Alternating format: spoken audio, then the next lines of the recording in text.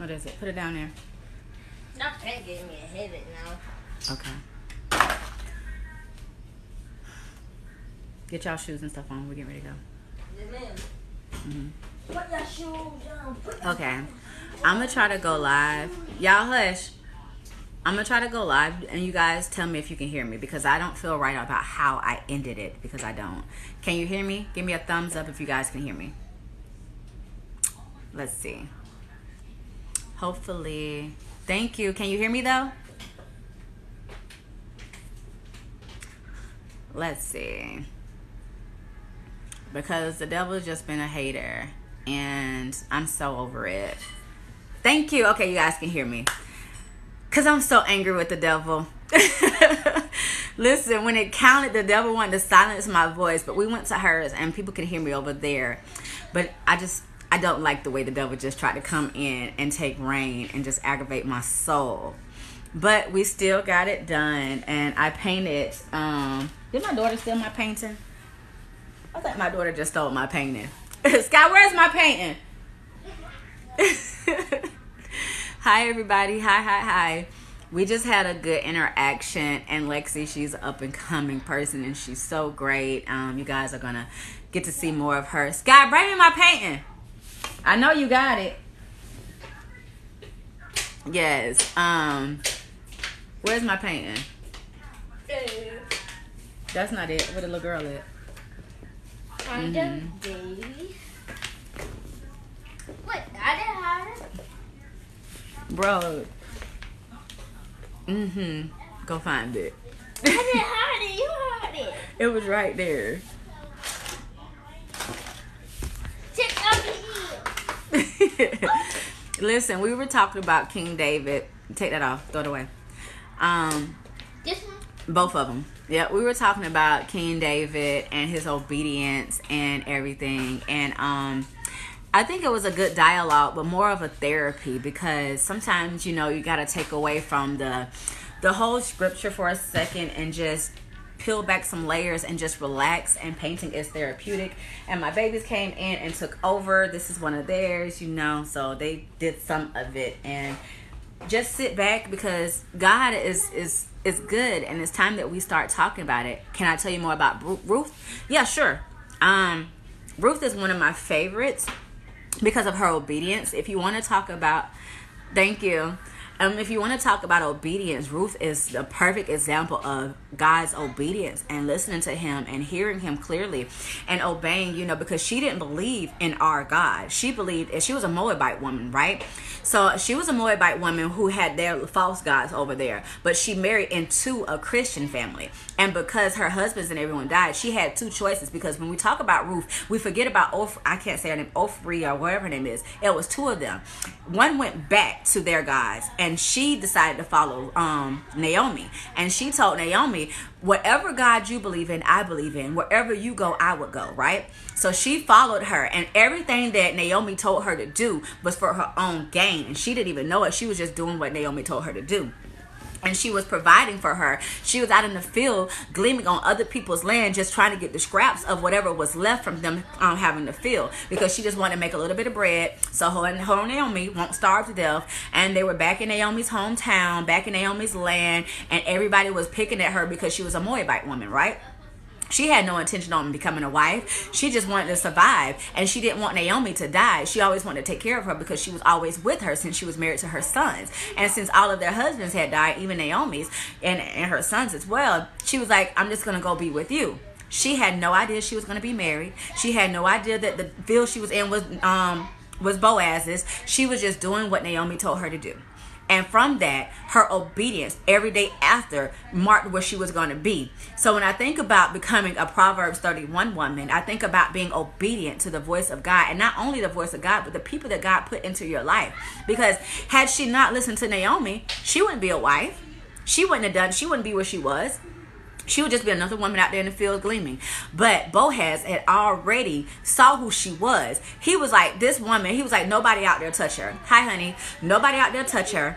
Everybody let her glean. And after she got done, he went and provided for her. Because this is what my mom always told me. A husband will come in doing for you. He will come in doing. He won't hesitate. He came in providing for her from day one. On top of protecting her. He said, nobody out here touch her in the field. Let her glean in peace. Whatever she takes home, let her take home. Y'all be quiet.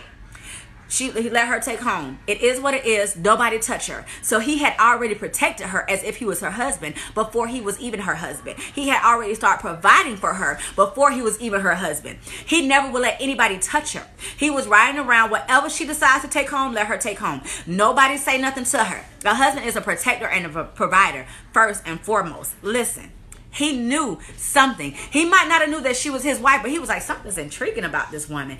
Everybody's talking about her. Everyone's picking on her, yet she's not even listening to that. She has eyes. She's tuned them all out because she understood the assignment. That's what y'all call it these days. I understood the assignment. Well, Ruth understood the assignment. Even the assignment that was unknown, because she didn't know she was going to be a wife. Naomi told her to go to this party and to lay at his feet. And when he woke up, he protected her yet again. He was like, no, nobody can't see you out here because I don't want to tarnish your name. I need you to go back. And you know, I don't want people to see you with me. I don't want people to think you were laying with me because nothing happened. I want to protect your reputation, all of that. So he was even protecting her name. A husband isn't going to let people call you out your name. He's not going to let people sit around here and talk about you like a dog. He's just like, nah, this is mine, and I'm going to claim her. And even when the enemy rose up, which was the cousin came up to claim her. And he was like, okay, well, if you don't want her, trust me, I do. I want her. He's going to come in doing, providing, protecting, and he's going to come in and claim what's his. He didn't care that cousin, whoever, he was like, you don't even want her, because when you get her, you get all of that. Like, you don't just get her. When he found out that he was going to actually lose his inheritance and gain her and Naomi, which would be baggage to him, because another man's trash is another man's treasure, he thought they were going to become baggage. But what Boaz saw was they were going to become his treasure. She was going to be his trophy. She was going to be his prize. She was going to be the apple of his eye. He knew that he had something powerful, because it's a kingdomship. When two of the right people get together, he knew that he was going to gain a queen when he gained Ruth. He knew it wasn't baggage. He knew who she was from the day he met her. He seen her courage. He seen her obedience. He saw all of that. That's who Ruth was to him. She was his treasure. And he wanted to protect her at all costs. And he was like, okay, you don't want her? Okay, bet. Let everybody out here witness this. Let everybody out. Y'all all see this? He don't want her. Guess what? I do. I do. To the right man, you are everything. To the right man. So all of these men out here say, that's her. I choose her. To the right person, you're everything. And that's what Ruth was to Boaz. She was his everything. And I don't know the story of Boaz before he got with Ruth, because we don't really talk about it. But I know that he recognized an opportunity and he took it. Because to the right man, you're not a burden. You're his everything. And it's his delight to carry all the baggage that you have. Listen. God sent her at the right time, because everyone says that he saved her. But when I think about it, in actuality, she saved him. He wasn't, he was minding his business until she came along. And it was a partnership that came together, because he seemed like he had it all. He owned that land. He could have had any woman out there, yet and still he didn't choose any of those. He didn't choose any of all of that was out there. It was almost as if he was waiting his whole life for her to come into his life. And that's what I think about when I think about your husband. Your whole life, that man's been waiting on you to walk in there. And it seems like it might be a lifetime. You might be 40, 50 years old, and you might think that life is, well, God, I guess I'm not going to get married. No, somebody's been waiting their whole entire life for you. And when you walk in the building, they're going to know who you are. And they've been waiting their whole life for you. Listen, I can go on and on about Ruth, honey, because Ruth is a true love story. And then I want to go to Proverbs, and you say a Proverbs 31 woman. That's just one portion. That's one portion. Read all the Proverbs, because listen, Proverbs is where you get your knowledge and wisdom from. Understand this. Don't stick on one thing because the world made a Proverbs 31 woman global, when you don't understand that the substance of Proverbs 31 is in Proverbs 1 through 31. And then go to Ruth if you want to be a true wife. Come on. You got to go through all of it. Don't pick and choose where you're going to be a wife at, because it tells you even about being a scornful woman. A man that lives with a scornful woman is one of the worst things that you could ever do. So you got to go in there. And I know it seems like riddles and parables, but it breaks it down when you start getting into it and ask for wisdom to understand it. It's bigger than just one verse or one chapter in Proverbs. Proverbs is where you get all of the knowledge from, not just 31. Go to Ruth and all of Proverbs, and then you're going to become who you think that you're waiting for.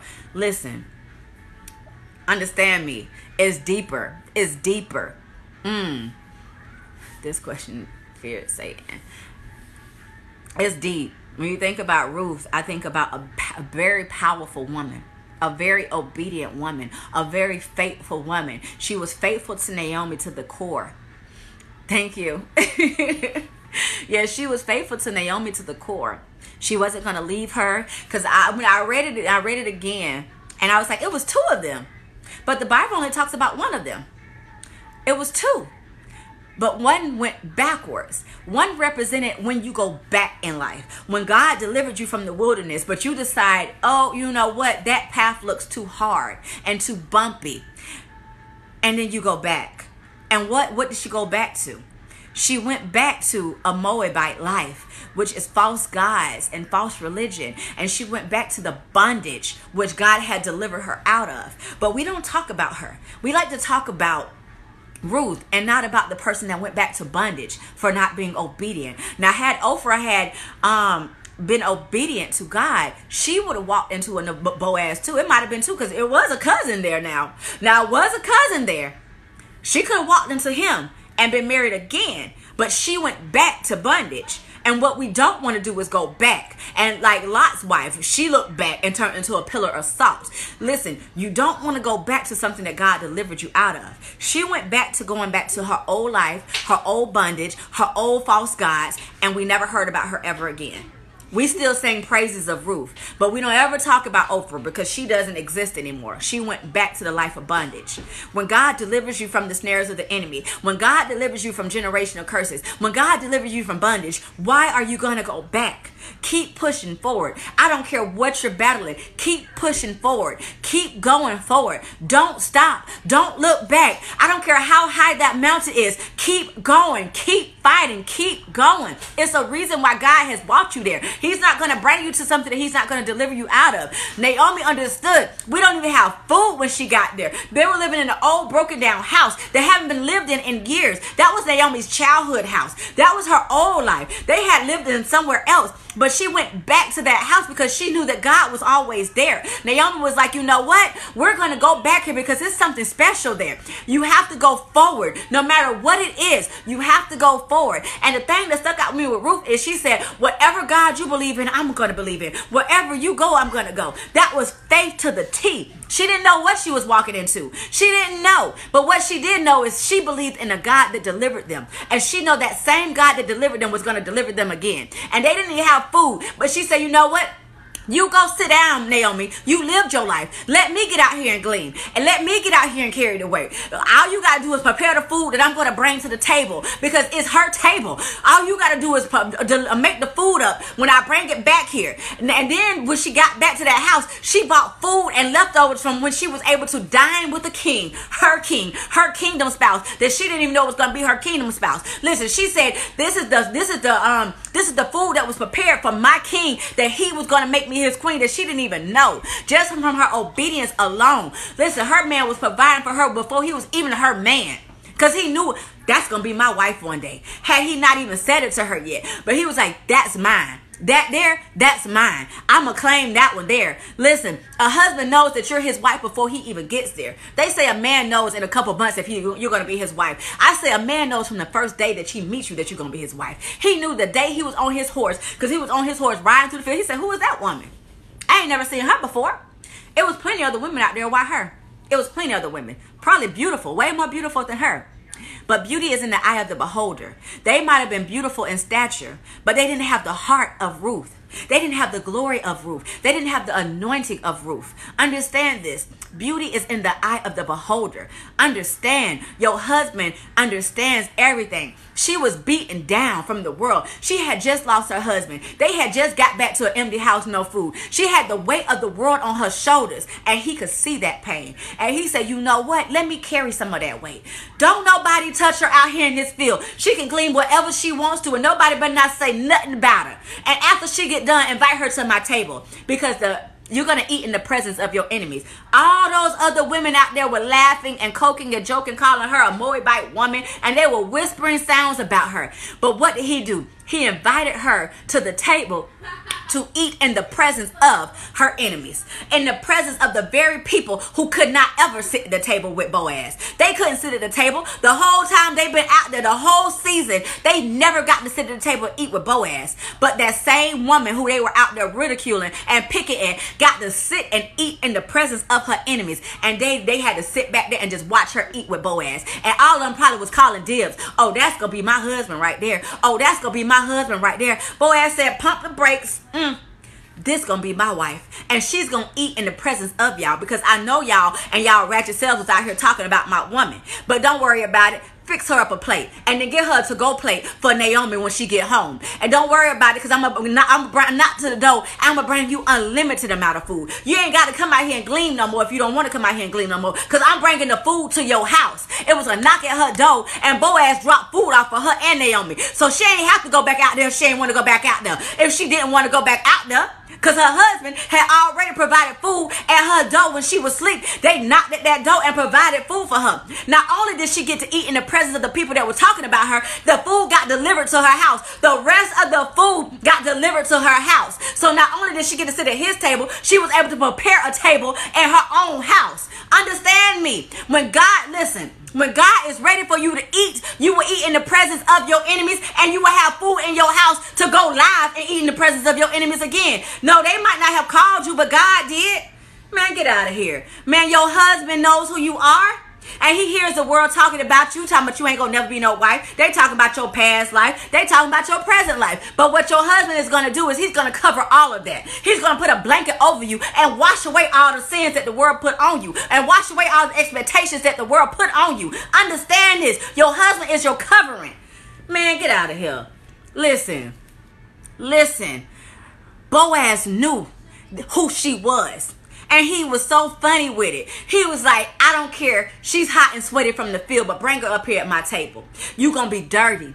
You gonna be in the midst of it. You gonna be in the field, get into the thick of it. And he said, don't even wash off. Sit at this table and eat. Because it was a point to prove. He had a point to prove to all the haters that was in the field talking about her, laughing at her, talking about, don't she believe in a false God? Her and Naomi came back dirt poor. Oh, the world beat them up. And he said, pull her a chair up at my table and have everybody watch, because my soon-to-be wife has a table to sit at while y'all laughing, while y'all working for me. Soon, y'all will be working for her.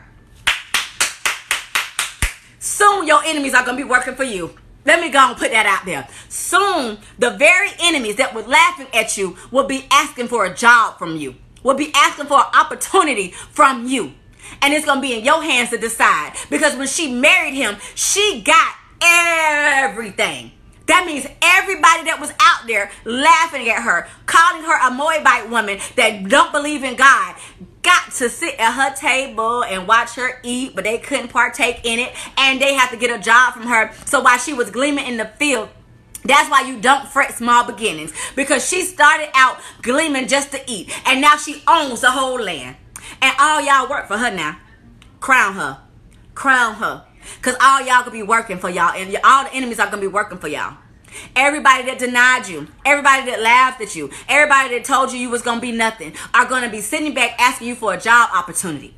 All of them are going to sit back, and while you get ready to eat in the midst of your enemies, they're going to be sitting back there asking, how can I work for you? How can I get a crumb for your table? How can I get a piece of this? How can I get a piece of that? Listen, it ain't no fun when the rabbit got the gun. But she was a humble woman, so she don't want to see them hurt. So that's not her characteristic, and that's why God is going to place a crown upon upon your head. Because even when you got the opportunity to do them like they did you, you're not going to do it. Because that's not in your heart. That is not your characteristic. And you will never do people like they did you. But what you will do is walk with your head up, king. Walk with your head up, queen. And you will sit at that table and you will tuck that napkin in gracefully. And you will eat like the king and queen that you are. You heard all the whispers of the enemies. You heard everything they said about you. She heard it too. She tuned all that out because she knew it was a bigger mission at hand. She knew that she had to deliver her and Naomi out of poverty. She knew what she had to do. Understand this. You know what you got to do. You hear the whispers of the world. You hear them talking about you like a dog. But you also heard what God said about you. You also believe everything God said about you. You hear it here and now. And you know that God has a greater calling for you. And you have to have tunnel vision for this next level that you're getting ready to go on. You have to have it. And when you get there, you're going to realize that the struggle that you've been going through ain't a struggle at all. Because you're about to have kingdom inheritance. Meaning, everything you touch is going to win. And all of those people are going to have to come back to you. Just saying. Ruth is a bigger story than just her marrying Boaz. It's her wearing her crown and wearing it well. It's her eating in the presence of her enemies. It's her taking ownership of everything that they say she wouldn't have. It's them not believing in her, but she believing in God and herself. And knowing that trouble only lasts for a little while. And victory comes in the morning if you just believe. And just like that, God can change you. Just like that, because God isn't a respecter of person. And they didn't understand why he chose her and not them. Why him, not me? Why her, not me? Because you don't have that anointing that she has. You don't have that obedience like she has. You don't have that faithfulness like she has. Listen. God is not a respecter of person. And when it's your season, he doesn't care who he has to step over to get you in position. He doesn't care who he has to climb over to get you into position. Baby, when I tell you your light gonna start shining, and all the wrong people are gonna be like, why her? Why her? Why not? Why not? Because you thought that you were next in line, and God said, I didn't know that it was a line. I didn't know that you thought I was going to respect your single line. I didn't know that I didn't know that because I called her from the day she was born. Because before she was formed in her mother's womb, I knew who she was. And I predestined her to be right here. And I knew that my child was going to be obedient. And I knew that he was going to be obedient. I had already planned all of this out. So your life is already planned out. It's just for you to be obedient and get to where God told you. You might have to be a longer process because sometimes you might be disobedient. But understand this, when it's your season, no devil in hell can stop you from getting there. I don't care what the devil has planned for you. God says when it's your season, there's nothing that can stop you from getting there. God is not a respecter of person, and God is not a man, so he cannot lie. And he's going to get you right to where you need to get to. Nobody counted on Ruth. She was a secret weapon, and so are you. They talked about her like a dirty dog. She was out there in dingy clothes, stinking, like smelling like outside because she was out there. But while she was out there stinking and smelling like whatever, God was preparing her a meal. And when she got done gleaming, the table was already presented for her. And she ate at that table, dirty, stinking from outside. And she sat right at that table with her husband, future husband. And she got to eat in the presence of all those dusty little girls out there that thought that their man was going to be Boaz on that horse. She got to eat in front of all of her haters. And then got to get married in front of all of her haters. And owned the property in front of all of her haters. And now all of them are working for her. Full circle. That's how life goes. Listen, my kids gonna kill me, so I gotta go get food. So I love you guys. I have to sign off, but understand this: your obedience is better than sacrifice. And when we talk about Ruth, understand that she had sheer obedience, and from her obedience took her to her promised land. It took her to her next level.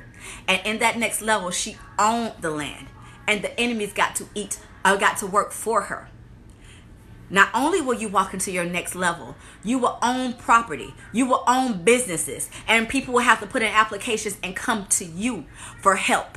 The same very people that talked about you like a dirty dog are going to have to come to you for help. Don't do it with arrogance. Don't do it with pride. Understand, your next level is going to be judged by your heart. Those people are going to have to come back humbly to you. And I need you to have a humble heart. I don't need you to have a full heart with anger because of what happened to you and how they treated you. Because you are better. You have a standard about you, and you always have, and you always will. I need you to understand that God is going to move you up solely because of your heart and the purity that you have in it. And you don't do get you, because that's never been you. You pray for your enemies and their downfall, and you give them opportunities as God sees fit. But understand this, you are next in line for your miracle. And God isn't a respecter of person. And I don't care if you're working for $9.50 right now. In a minute, you're going to be worth $9 million. In a minute, I said it, $9 million. Not a million, $9 million, because we're going to be a multimillionaire in this next level. We're going to be multimillionaires in this next level. I'm going to say it again. We're going to be multimillionaires in this next level. Not 1 million. God has a bigger future for us. And he's taking away the money from the people that don't appreciate it. And this is where a transformation of wealth is getting ready to come into your life. Understand this. He is not a respecter of person. And you might be working for $9.50, but it's how you worked in it. You understand to have a humble heart, and even working for $9.50, you still find time to help people with the little bit that you have. And God says, because you've been faithful with the little, he's going to give you ruler over many. He is going to make you ruler over many, because even in your $9.50 making, you're still helping, you're still providing, you still have that humble heart. And God says, because you've been so faithful over few, I'm going to give you and make you ruler over many.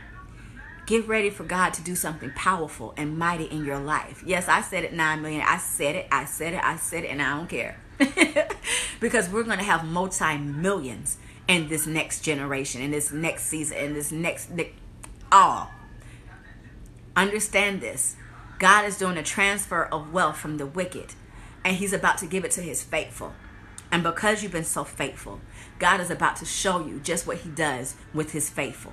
You might got 9 cents in your bank account right now, but God is laughing in heaven saying, don't worry, sit back, I got you. Don't worry, sit back, I got you. And he does, and he will. I love you guys. I gotta go feed my children. Have a good night, you guys. I love you guys.